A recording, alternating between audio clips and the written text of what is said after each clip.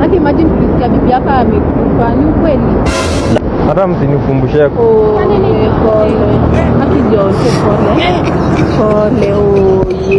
Yaani bibi yangu alikufa siku hizi, hata chakula kwa nyumba.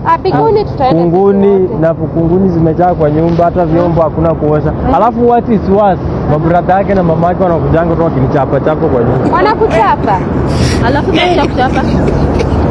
Sasa hiyo story basi tunani mnorumia tuone tufanye nyinyi tabia mbaya roho.